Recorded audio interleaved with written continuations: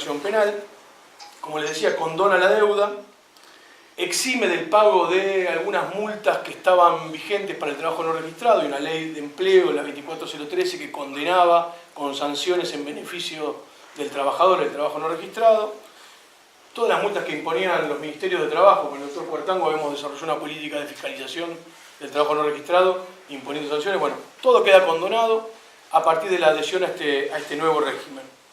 Ustedes dirán, bueno, este régimen que incluye todos estos beneficios debe tener alguna obligación para el empleador que acceda a todos estos beneficios, por lo menos que le implique un esfuerzo real. Esto sería la lógica, el esfuerzo fiscal que se realiza. Bueno, no tanto.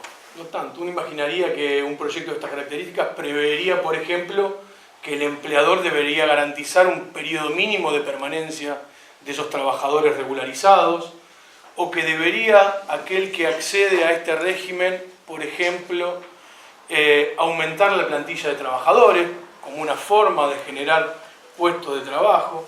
Bueno, no, nada de esto está contemplado. Lo único que está contemplado es un perdón liso y llano de todas las condenas.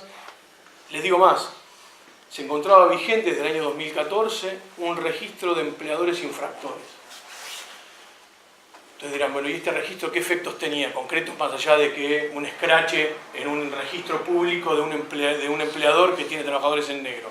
Bueno, le impedía ser contratista del Estado, le impedía acceder a subsidios del Estado.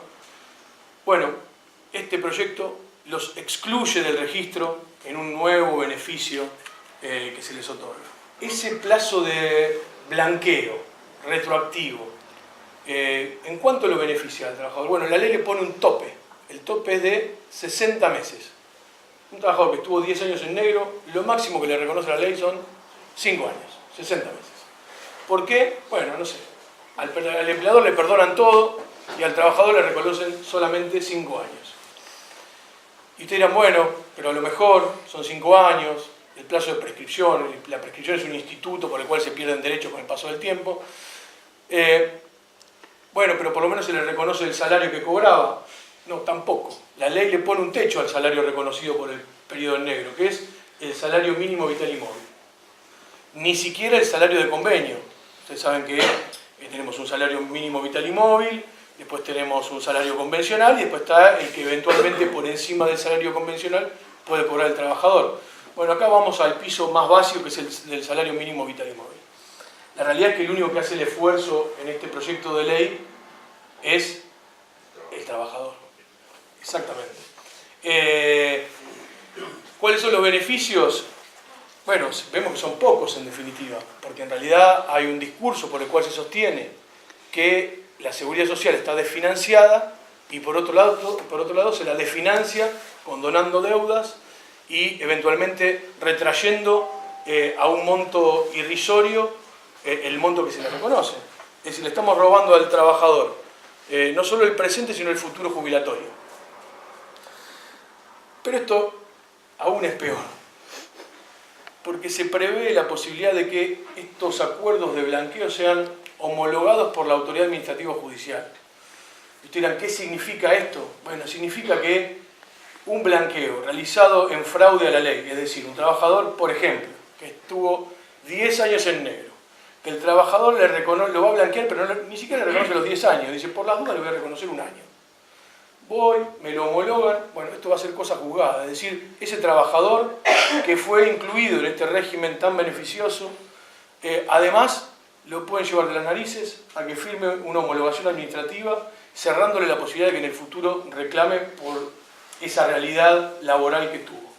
La verdad que parece un negocio redondo solamente para el empleador. Y la realidad es que si lo que queremos es fomentar el trabajo no registrado, lo que estamos haciendo es justamente lo contrario. Esto es uno de los elementos que incluye este proyecto de reforma. El otro, que algo les decía recién, es actualmente se encuentra vigente un régimen que prevé que los trabajadores no registrados, cuando reclaman la regularización de esa relación laboral, sean beneficiarios de una cantidad de multas justamente porque fueron mantenidos en una situación irregular durante un determinado tiempo. Esas multas son un porcentaje de su salario y el beneficiario de esa multa es el propio trabajador. Bueno, la ley nuevamente, en este nuevo estado benefactor de unos pocos, lo que prevé es que la multa ya no sea en función del salario, sino en función del salario mínimo vital y móvil. Obviamente volvemos a tirar al piso el importe de las multas, pero a su vez ahora ya no va a ser más beneficiario el trabajador de esas multas, sino que va a ser la ANSES. Y yo les pido que si alguno está al tanto de cuál es esta multa, son las multas de la ley 2403, si alguno conoce a algún empleador que haya sido perseguido por la ANSES por el cobro de esas multas, que me lo cuente, porque la realidad es que ningún empleador ha sido perseguido por estas multas. Con lo cual le seguimos sacando posibilidades al empleado de acceder a la cobertura de la seguridad social. Por otro lado, incluye una nueva herramienta que a los trabajadores de la construcción les sonará conocido por las particularidades, que son los fondos de cese. Ustedes saben que en general el trabajador de la construcción tiene un sistema indemnizatorio distinto que el resto de los trabajadores. Durante la relación laboral se va construyendo un fondo al cual accede cuando esa relación finaliza, que reemplaza las indemnizaciones que prevé la ley de contrato de trabajo. Este fondo, que tiene que ver con las particularidades de la actividad, que es una actividad con alto nivel de rotación, el trabajador de la construcción accede cualquiera sea la causal de despido. Bueno, el nuevo proyecto de ley instrumenta la posibilidad de que por convenciones colectivas se creen estos fondos de cese laboral, pero no ya por cualquier causa, sino simplemente cuando el despido es incausado. Cuando se controvierte la causa del despido, es decir, cuando está cuestionado si el despido fue por alguna razón que el trabajador controvierta, bueno, él no va a tener acceso a esos fondos y en definitiva será la justicia, al final de un juicio, el que disponga si esos fondos se le entregan o no se le entregan. Lo curioso es que esto es una herramienta financiera, claramente, al trabajador no le da ninguna garantía de cobro, en definitiva, porque con la mera invocación de una causa para el despido se le va a dilatar el cobro y la percepción de ese fondo, pero a su vez se modifica el eje del sentido de la indemnización, que es proteger el trabajo. Se reemplaza el pago único indemnizatorio, que implicaba una carga especial para el empleador en hacer ese pago, un esfuerzo, si lo llevaba a reflexionar sobre la decisión de despedir a un trabajador, ahora una herramienta financiera que simplemente viene a cubrir esa contingencia, esa necesidad en concreto. Y a su vez, como les decía, en el caso de los trabajadores de la construcción, es propio de una actividad con un altísimo nivel de rotación, con lo cual había un sentido de generar un fondo de esas características. Acá podría ser extendido a cualquier actividad. Y lo otro que sorprende también es que se viene invocando permanentemente el terrible costo laboral, la incidencia de los costos laborales en los productos argentinos y cómo ello incide en la imposibilidad de generar nuevas fuentes de trabajo. Y por otro lado, este fondo de cese contempla que exista un 8% de ese fondo que se destina a los gastos de mantenimiento. Es decir, por un lado se invoca austeridad y la necesidad de controlar el gasto y bajar el costo laboral, y por otro lado se genera una estructura financiera que con un costo admitido del 8% de su recaudación. Parece un poco un contrasentido. Tal vez el elemento más cuestionable que tiene este proyecto es uno que nos retrotrae, les decía, antes de la existencia del derecho al trabajo, que es los principios protectorios, y en particular uno de ellos que es el de irrenunciabilidad de derechos. Ustedes saben que en el derecho del trabajo se protege especialmente a la parte más débil de la relación laboral, que es el trabajador, con aplicación de distintas herramientas. Una de ellas es el principio de irrenunciabilidad, que impide que se resignen derechos sin violar el orden público. Es decir, cualquier acuerdo a la baja es nulo de nulidad absoluta. Y esto tiene raigambre constitucional, y esto tiene que ver con el principio de progresividad del derecho, es decir, desde 1917 a la fecha hemos evolucionado en la materia generando este principio de progresividad que permite en lo positivo incorporar nuevos derechos y en lo negativo impedir retroceder en los derechos ya adquiridos. Sin embargo, este proyecto de ley habilita algo que había sido modificado en el año 2008, que es el principio de irrenunciabilidad de los contratos individuales. Es decir, a partir de ahora, el trabajador puede voluntariamente, y esto voluntariamente entre comillas, ir con su empleador y acordar perder derechos. Y todos sabemos que esto de voluntario no tiene nada, que no existe voluntariedad cuando un trabajador acepta que le modifiquen un salario a la baja, que le cambien sus condiciones de trabajo, que le modifiquen los horarios. Lo que existe en realidad es una imposición frente al temor de perder el empleo. Bueno, esto está a partir de este proyecto de reforma habilitado por la ley con la intervención del Estado homologando esos acuerdos que modifican el contrato individual de trabajo. Hay algunas cuestiones vinculadas al certificado de trabajo. Hoy por hoy el certificado de trabajo otorgado en forma incorrecta implica casi automáticamente la aplicación de una sanción pecuniaria en beneficio del trabajador, es decir, una multa que va a cobrar el trabajador. El certificado de trabajo se entrega cuando finaliza una relación laboral y da cuenta de esa relación laboral. Bueno, a partir de ahora ya no se aplican sanciones, el Estado le da una intimación, le da la posibilidad de rectificar esos datos en este nuevo esquema que se aplica en toda la política del gobierno, que es el si pasa, pasa. Emitimos un certificado que está mal, y si pasa, pasa. Y si no, le damos la posibilidad de que se rectifique. Como siempre, es el trabajador el que tiene que tolerar el si pasa, pasa. Y lo otro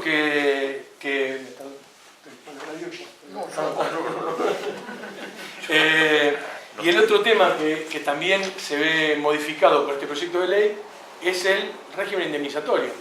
Ustedes saben que habrán escuchado que la indemnización por antigüedad es un mes por año de antigüedad o fracción mayor de 3 meses, algo que lo habrán escuchado cada vez que existe una desvinculación.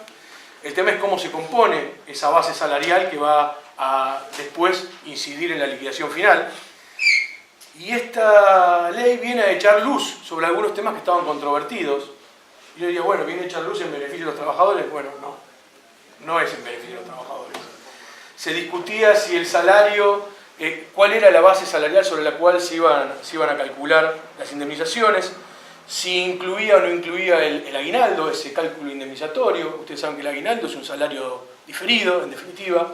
Un trabajador cobra 13 salarios al año, con lo cual en la base indemnizatoria debía estar previsto la inclusión proporcional del aguinaldo.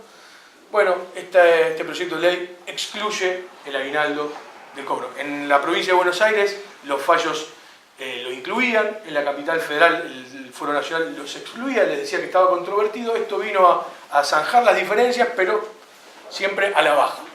Y lo mismo con otros conceptos como premios, bonos, compensaciones de gastos. Ustedes saben que las compensaciones de gastos acreditados no tienen naturaleza remunerativa. Ahora, cuando se dan algunos beneficios sin acreditar gastos, son salarios. Si a un trabajador se le entrega un vehículo, se le entrega un teléfono, bueno, eso es parte también del salario. Bueno, esta ley los excluye. Como les decía antes, ante la duda, en perjuicio del trabajador, cuando en realidad el derecho del trabajo es, ante la duda, en beneficio del trabajador. Bueno, este es uno de los proyectos. El otro proyecto también tiene un título rimbombante o interesante, habla de la capacitación laboral y de la promoción del enlace entre lo que se denomina escuela-trabajo. Todos sabemos la importancia que tiene hoy por hoy para un colectivo vulnerable como es el de los jóvenes insertarse en el mundo del trabajo, y que lo hagan tempranamente es también muy importante. Por eso creo que nadie puede estar en contra de pensar herramientas que ayuden a los jóvenes a, desde su última etapa formativa, insertarse en el mundo del trabajo. Esto como título es muy interesante. Ahora, existe desde el año 2008 un régimen de pasantías que contemplaba un esquema bajo el control del Ministerio de Educación, con topes de jornada y con una mirada esencialmente educativa.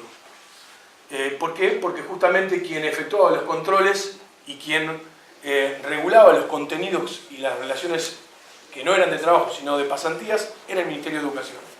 Bueno, aquí se cambia el eje. El eje recae sobre el área de trabajo, pero a su vez un régimen horario de 20 horas semanales que tenía que ver con posibilitar la formación del estudiante y su inserción en el mundo del trabajo. Bueno, este nuevo proyecto lo que prevé es la extensión a 30 horas semanales. Pero te dirán, bueno, es una jornada, no es la jornada habitual, son 6 horas tomando un régimen de 6 horas por 5 días a la semana. Bueno, pero también prevé la extensión hasta 40 horas semanales. Bueno, de 12 meses prorrogable por 6 meses más, es decir, 18 meses un estudiante puede ser trabajador con un régimen de 6 horas durante la época de estudio y de 8 horas durante su receso escolar, sin garantías de que después eso genere una posibilidad laboral cierta. Y nuevamente acá me pregunto, ¿quiénes son los beneficiarios de esto? ¿Es el estudiante? ¿El enfoque es que el estudiante se inserte o es otorgar mano de obra barata al empleador? Digo, ¿estamos generando condiciones de inserción o estamos tratando de que la competitividad se obtenga a través de generar pérdida de derechos a los estudiantes y futuros trabajadores? Bueno, esta es una pequeña síntesis de estos regímenes. Por otro lado, no prevé este nuevo proyecto de prácticas formativas la participación del Ministerio de Educación, no prevé sanciones a quienes utilicen fraudulentamente este régimen de pasantías o de prácticas formativas, como sí preveía el anterior, que eran sanciones pecuniarias. Solamente prevé la exclusión del proyecto. Es decir, ¿qué le va a pasar a la empresa que tomó en fraude a estudiantes para cumplir tareas laborales de su empresa? Bueno, va a ser excluido del plan, nada más. Es la única consecuencia que va a tener, que es la peor consecuencia, porque antes de que eso va a tener unos apercibimientos, que nadie sabe muy bien qué son, pero que bueno, va a tener instancias previas. La ley no contempla un tope en el cupo de pasantes incorporados, sino que esto lo difiere a la negociación futura y eventualmente a la reglamentación. Y lo otro es que prevé que la asignación que percibe el estudiante solamente se relacione con el básico convencional y no con los adicionales. Ustedes saben que muchas convenciones colectivas de trabajo contemplan una cantidad de rubros que engrosan el salario. Bueno, este estudiante va a cobrar solamente el proporcional, con carácter no remunerativo, pero solamente del básico. Así que la síntesis, digo, hay un tercer proyecto que tiene que ver con un esquema de salud, que es tal vez mucho más técnico y no tiene que ver con el objeto de esta charla. Creo que con estos dos proyectos y aquel proyecto que fue, por suerte, cajoneado el año pasado, tienen un semblanteo de cuáles son las características, y sería interesante que de cara al futuro, con estas pequeñas herramientas que aspiramos a que puedan incorporar, puedan difundirlo con sus compañeros en los lugares de trabajo, para que llegado el momento podamos defender las condiciones que actualmente existen en materia de legislación laboral. Así que les agradezco y después quedamos abiertos a la consulta. Muchas gracias. Ramini, que fue un militante, un dirigente textil, militante peronista, que fue electo gobernador de la provincia de Buenos Aires, que no pudo asumir porque era durante un proceso militar y se anularon las elecciones, decía que hasta el advenimiento de Perón, el golpe militar que pone fin a la década infame, el 4 de junio de 1943, él era el trabajador. Perón le abrió la cabeza a los trabajadores y eso detonó el 17 de octubre, unos años después. Porque él era un trabajador que trabajaba lo que el empleador le quería hacer trabajar, le pagaba lo que quería, no tenía vacaciones, no tenía aguinaldo, y consideraba que esa era una situación natural inherente a su condición de trabajador. Hasta que vino Perón y le abrió la cabeza y les hizo entender que eso no era una condición natural a su característica de trabajador, sino que eso era una condición de un trabajador explotado, que el trabajador podía tener derechos. Y Perón otorgó derechos a los trabajadores. Desde principios del siglo hasta 1943, a pesar de que hubo muchas luchas del sindicalismo anarquista y del sindicalismo socialista, e inclusive nosotros tuvimos el primer diputado socialista de América, fue Alfredo Palacios, el avance de la legislación laboral había sido prácticamente insignificante. Vamos a reconocer en homenaje a la verdad histórica, una ley de accidentes de trabajo número 9688, que está tomada de la legislación francesa, que es una iniciativa de Palacios, una ley 11729 que estableció una serie de beneficios protectorios para los trabajadores de empleados de comercio, exclusivamente, que fue iniciativa de un dirigente socialista y dirigente sindical de los mercantiles, que no me acuerdo el apellido ahora, pero que era de Bahía Blanca. ¿Borlenghi no? No, Disken o algo así. Sí, Dickens. Sí. Bueno, esas eran las leyes. Y la jornada de 8 horas que fue puesta durante la presidencia de Hipólito Yrigoyen. Como contracara tenemos durante el mismo periodo algunos hechos que fueron muy cuestionados, que en lo personal yo creo que Yrigoyen fue ajeno a eso y fue el establishment que lo impuso la represión en la Patagonia, la semana trágica con la fábrica Bacena y algunos hechos similares en los quebrachales del norte de Santa Fe y del Chaco. Hasta ese momento los trabajadores no tenían derecho. Perón, cuando se produce el golpe militar, tenía una incidencia importante desde un grupo de coroneles que eran los que habían fogoneado la movida, pero también había resistencias. Prueba de ello es que durante un periodo muy breve hubo 3 presidentes, Farrell, Ramírez y el otro. Hubo 3 presidentes. De facto. Ramírez, Farrell y el otro no me acuerdo. Bueno, y Perón pide la Dirección Nacional de Relaciones del Trabajo, que era un órgano represivo que había dentro del sistema, porque se lo utilizaba para aplicarle a los dirigentes sindicales anarquistas que eran extranjeros la ley de residencia, los deportaba. Y la convierte en la Secretaría de Trabajo y Previsión, que es el antecedente inmediato del Ministerio de Trabajo de la Nación. Tal es así que en la sede del Ministerio de Trabajo, que están las fotos de la galería de todos los ministros, el primero es Perón, que en realidad no fue ministro de Trabajo, porque en ese tiempo la Constitución establecía taxativamente los ministerios. Recién con la reforma del 49 se crea el Ministerio de Trabajo.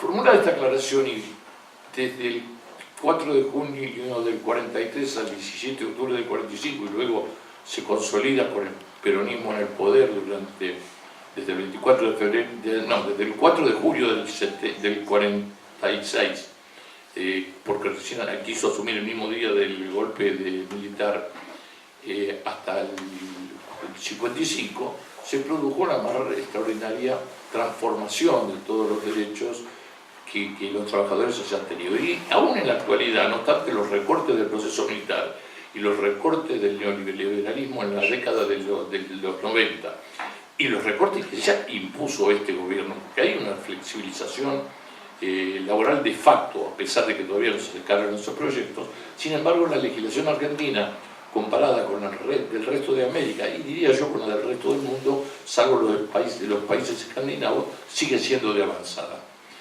El tema de fondo con este gobierno es que en su matriz ideológica está utilizar a los trabajadores como variable de ajuste. Llega Macri al poder prometiendo cosas que luego no solo no cumple, sino que hace exactamente todo lo contrario.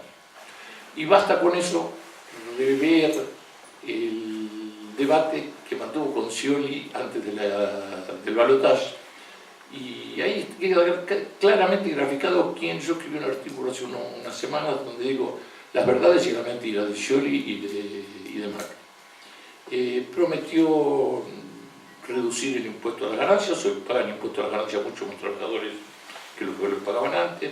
Prometió no tocar las jubilaciones, redujo los coeficientes de determinación del haber inicial y de actualización de la jubilación, y así en materia de accidentes de trabajo puso obstáculos para que los trabajadores accedan a la justicia. Primero tienen que ir a unas comisiones médicas, que dicho así sencillamente suena como es lógico.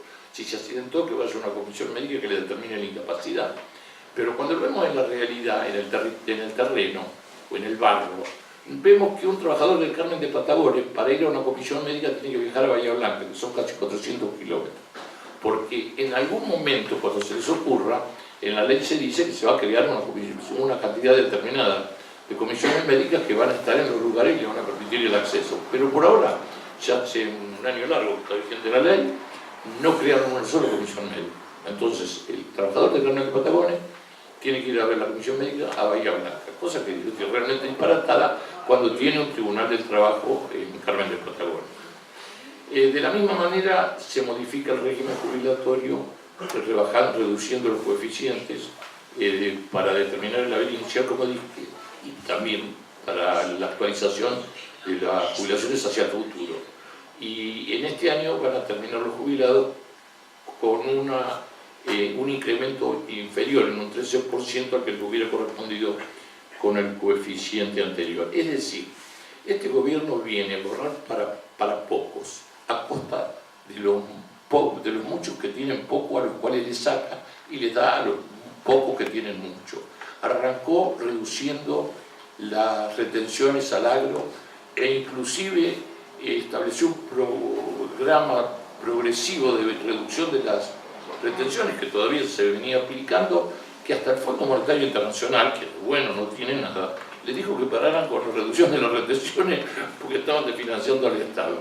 Y para compensar ese menor ingreso de dinero por esa vía recaudatoria, ¿qué hicieron? Redujeron las jubilaciones, también redujeron a los empleadores el aporte a la seguridad social, desfinanciando la seguridad social. Es decir, en toda esa matriz ideológica nos estamos manejando y recién están mostrando la primera parte de lo que ellos se proponen hacer. Están elaborando una nueva reforma previsional, no contento con la que ya se realizó, donde yo, por referencias muy concretas y muy creíbles que tengo, apuntan a que haya un único beneficio con un monto igual para todos y que los demás, el que pueda, se consiga una mejora de su beneficio previsional o postlaboral a través de seguros privados y lo que vienen a ser una variable de las viejas AFJP, que ya demostraron su fracaso tanto en Chile como en nuestro país. Y tal es así la cosa que, por ejemplo, el presidente Macri personalmente en público denuncia y anuncia. Anuncia un plan en Palmar que era convertir en trabajo genuino lo que eran los planes sociales, sin tener la más mínima idea de lo que había que implementar para que eso fuera posible. Y sacó un decreto al otro día, cumpliendo su palabra. Esperaban conseguir regularizar más o menos 400.000 planes y creo que no llegaron ni a 3.500. Es una diferencia abismal, es un fracaso total. Pero eso se anunció públicamente y creo que el 1 de mayo, no de este año, sino del año pasado. Después, en materia de la aplicación de la legislación laboral, las áreas de trabajo, y ustedes como delegados la pueden apreciar, están totalmente desactivadas. Nosotros, en la provincia de Buenos Aires, se sancionaron dos leyes creando las comisiones mixtas de salud y seguridad en el trabajo, para el sector público y para el sector privado. Es decir, en cada una de las empresas donde trabajan ustedes, tendría que haber una comisión mixta, con representantes de la empresa, con los delegados del sector, y en donde el Ministerio de Trabajo articulara y fueran detectando, porque es la única forma de detectar, las anomalías y las irregularidades que ponían en peligro la integridad física y la vida de los trabajadores. En el sector público esto está totalmente desactivado y en el sector privado no se le impulsó jamás.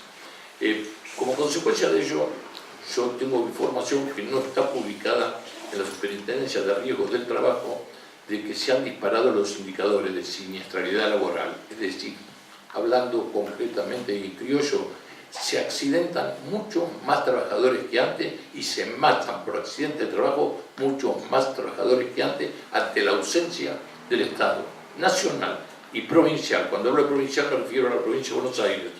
No voy a incursionar en provincias cuya situación desconozco o en provincias donde tenemos compañeros nuestros gobernando que sí están cumpliendo con su obligación de tener presencia en el control de la instancia de prevención de accidentes de trabajo.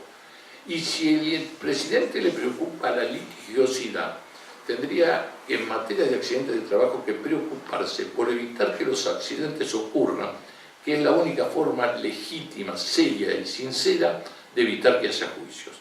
Porque ponerle trabas al trabajador para que acceda a la justicia lo único que implica es patear la pelota para adelante y además exacerbar la litigiosidad, porque está tapado en los tribunales del trabajo de la provincia, y lo mismo ocurre en el orden nacional en la Ciudad de Buenos Aires, con planteos de inconstitucionalidad de esta ley que impide el acceso de los trabajadores a la justicia, y ya ha habido bastantes pronunciamientos a favor de este planteo de inconstitucionalidad. Por otro lado, estamos viviendo un bajo nivel de institucionalidad. No se respeta la Constitución.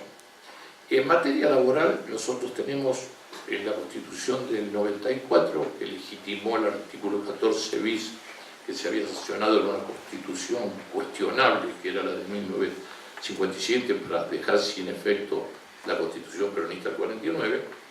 Tenemos un artículo 14 bis que establece protección contra el despido arbitrario, derecho a la seguridad social, una serie de beneficios en favor del trabajador. Más aún, establece el derecho de huelga, que en honor a la verdad, en la Constitución del 49 no lo habíamos olvidado. Pero, ¿qué sucede? La Constitución del 94 ratifica ese artículo 14 bis y a su vez establece en su artículo 75, inciso creo 22, 23, que los pactos internacionales que hayan sido aprobados por nuestro país van a tener un rango superior al de las leyes. Es decir, los pactos internacionales aprobados están por encima de las leyes que dicta el Congreso, porque son de carácter general y de temas puntuales como derechos humanos, derechos sociales, etc., o derechos del pueblo originario. En el marco de esta situación constitucional que es preexistente y que debe ser respetada, le guste o no le guste a todo el mundo, porque el que no esté de acuerdo y crea que está mal la Constitución, lo único que puede hacer legítimamente es impulsar una reforma constitucional y cambiarla, pero no desacatarla mientras esté vigente. Nos encontramos con lo que Raúl definió como el principio de progresividad, que rige para el trabajo, rige para la seguridad social y las jubilaciones, y para una serie de cuestiones de derechos humanos, etc. Y eso implica que no se puede modificar a la baja derechos adquiridos por los jubilados o por los trabajadores. Y exactamente lo que se hizo acá es todo lo contrario, es decir, se redujo a la baja el beneficio, la forma de actualizar el beneficio provisional y la forma de establecer el cálculo. Dejemos de lado el aspecto de establecer el cálculo, porque para establecer el cálculo es para alguien que todavía no está jubilado. Y hay una vieja jurisprudencia que dice que el derecho a la jubilación se adquiere cuando uno se jubila. Pero al trabajador jubilado, que le modifican el coeficiente de ajuste de su beneficio, le están vulnerando el principio de progresividad. El principio de progresividad, que como también muy bien definió Raúl, tiene un aspecto negativo, que es decir, que no se puede retroceder, y tiene un aspecto positivo, que hay que impulsarlo a mejorar las condiciones, no empeorarlas. Y esto es inconstitucional, y esto ha dado lugar a un reclamo por un calificado especialista en temas previsionales, el doctor Fernández Pastor, que sacó una medida cautelar en la justicia de la seguridad social, donde dicen que la jubilación le debe ser actualizada en base al coeficiente más favorable de los dos.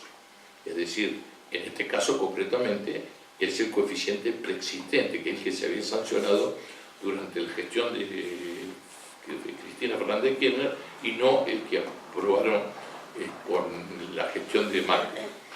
De la misma manera, con la protección contra el despido arbitrario, que diferencia dos situaciones, la del empleado público, que tiene estabilidad en el empleo, es absoluta, es decir, cuando un empleado público pasa a ser empleado de planta, no puede ser despedido sin justa causa y sin un sumario específico. En el sector privado no existe esa estabilidad absoluta, aun cuando hay algunos que sostienen que sí. Pero sí existe la protección contra el despido arbitrario. Y si se transitara el camino del fondo de cese laboral, se estaría violando este artículo, porque la protección contra el despido arbitrario implica o lleva implícita en sí mismo, y después a través de varias décadas y de mucha jurisprudencia, una sanción económica para el empleador, que es el que tiene que pagar la indemnización.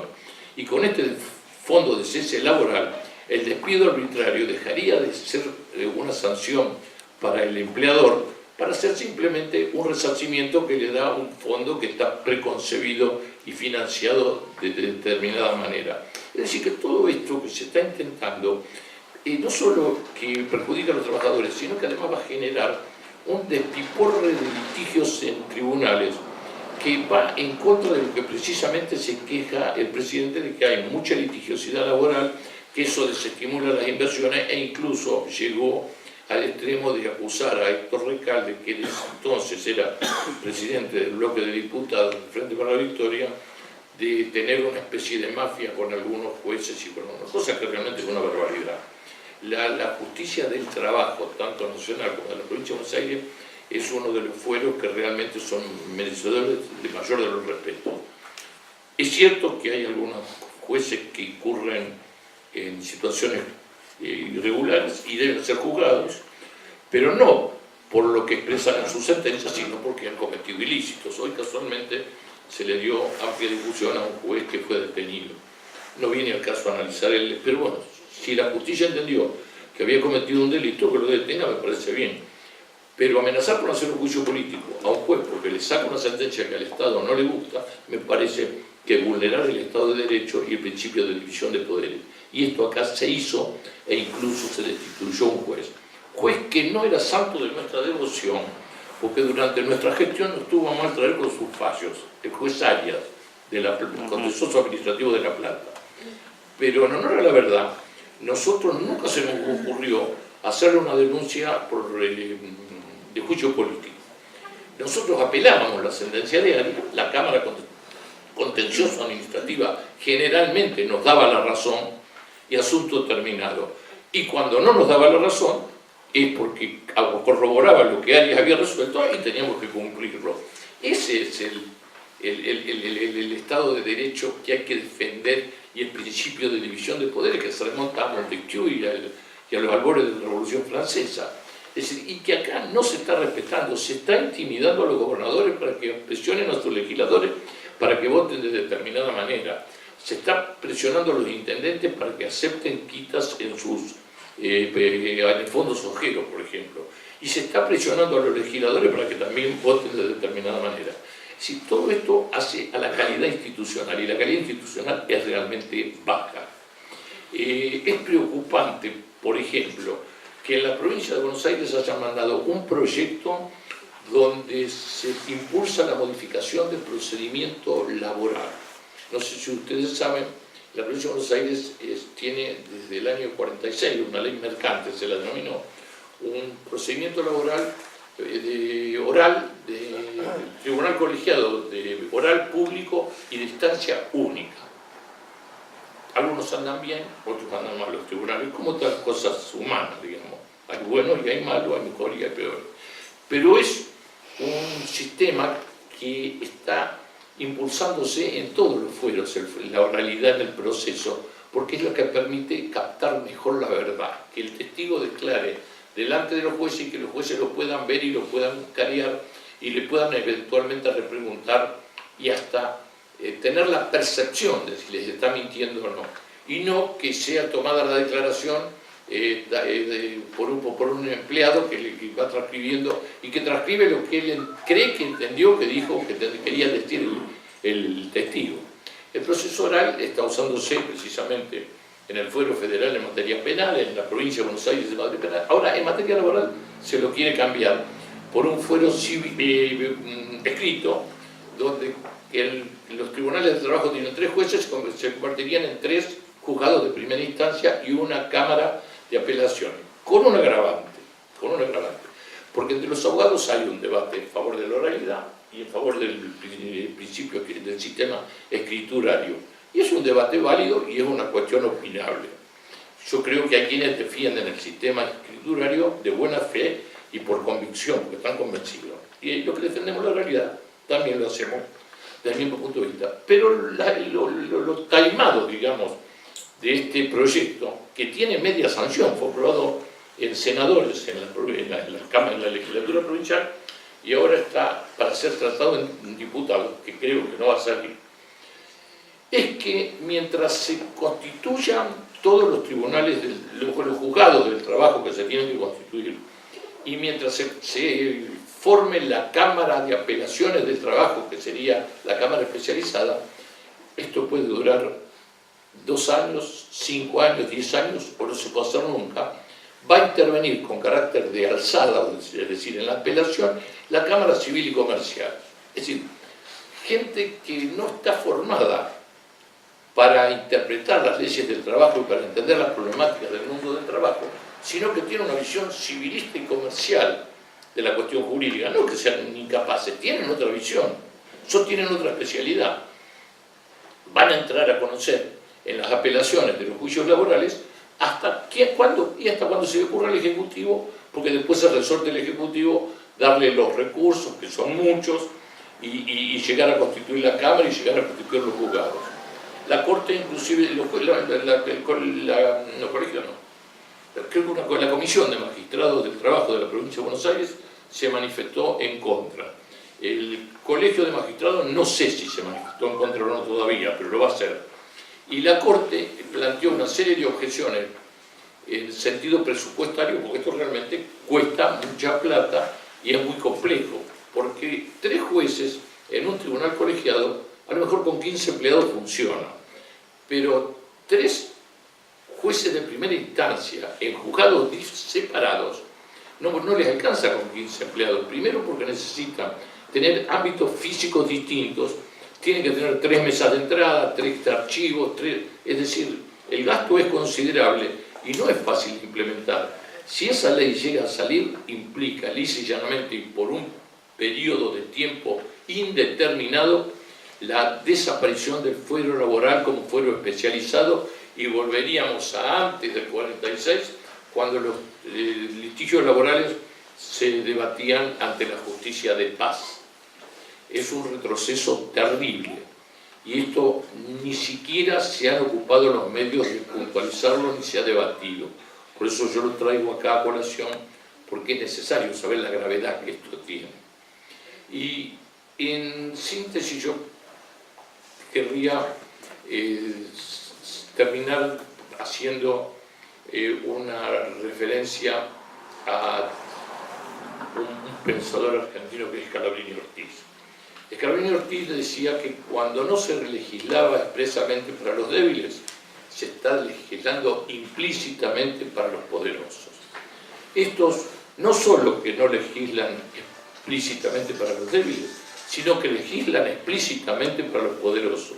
Es decir, los matan a los débiles. Si esto sigue así, va a haber 1/3 de la población que va a sobrar y no sé qué van a querer poder hacer con ello. Se están restringiendo las vacunas. Es decir, se está exacerbando la mortalidad de los sectores más débiles de la sociedad.